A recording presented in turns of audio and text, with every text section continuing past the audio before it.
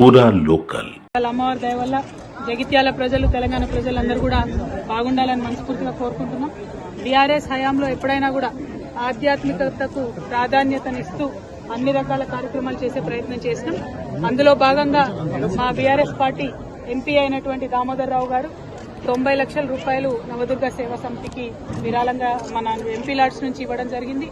అట్లానే మా తొలి చైర్మన్ గారు దావా వసంత గారు కూడా వారి ఫండ్స్ నుంచి వారు ఉన్నప్పుడు ఒక 10 లక్షల రూపాయలు పెట్టడం జరిగింది.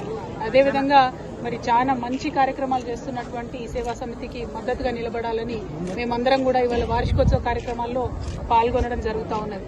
మరి ఇదంతా సందర్భం ఒకటి జరుగుతూ ఉంటే రాష్ట్రంలో ఇవాళ మరి రైతన్నలంతా కూడా ఎదురు చూస్తున్నారు. ఎప్పుడెప్పుడు మాకు రైతు భరోసా వస్తుందని ఎదురు చూస్తున్నారు. ఈ కాంగ్రెస్ ప్రభుత్వం వచ్చినప్పటి నుంచి కేవలం ఒక్కసారి రైతు భరోసా ఇచ్చిలు తప్పితే ఇంకా ఎప్పుడు కూడా ఇచ్చినటువంటి దాఖలాలు లేవు. నిన్నగాక మొన్న ఒకసారి ఇస్తున్నామని మాట ఇచ్చిండ్రు, కానీ కేవలం 60% మందికి, అంటే 3 ఎకరాల వరకు మాత్రమే ఇప్పటివరకు ఇవ్వడం జరిగింది. మరి 3 ఎకరాల వాళ్ళకే ఇస్తారా, ఆ పైన ఇస్తారా, ఇయ్యరా, ఇస్తే ఎప్పుడు ఇస్తారు? మరి పోయిన సీజన్లో పెండింగ్ పడ్డ వాళ్లకు ఈ సీజన్లో ఆ బకాయిలను ఇస్తారా? మరి ఈ సీజన్లోనన్నా కరెక్ట్గా 100% మరి రైతు బంధు ఇస్తారా అనేటటువంటి విషయాన్ని ప్రభుత్వం ఎవరికి కూడా చెప్పడం లేదు.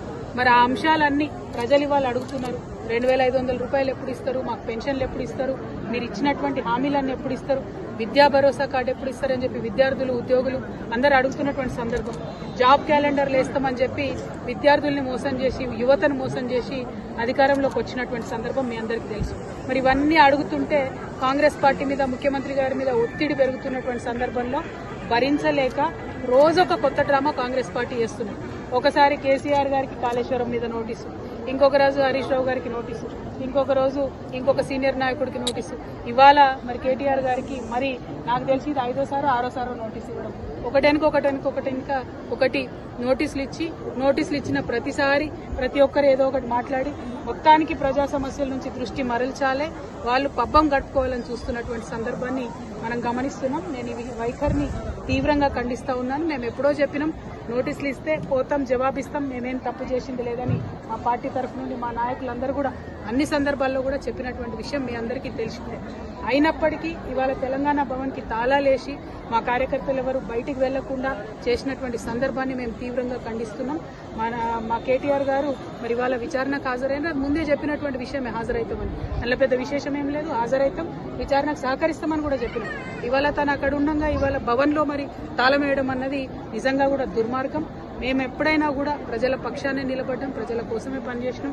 అది రాష్ట్ర సాధన కోసమైనా, రాష్ట్రం వచ్చినాక అభివృద్ధి కోసమైనా అనే విషయాన్ని మరొకసారి తెలంగాణ ప్రజలకు తెలియజేస్తూ ఈ ప్రభుత్వం ఈ యొక్క వైఖరిని మానుకోవాలి, డైవర్షన్ పాలిటిక్స్ మానుకోవాలని చెప్పి మేము డిమాండ్ చేస్తా ఉన్నాం. జై తెలంగాణ.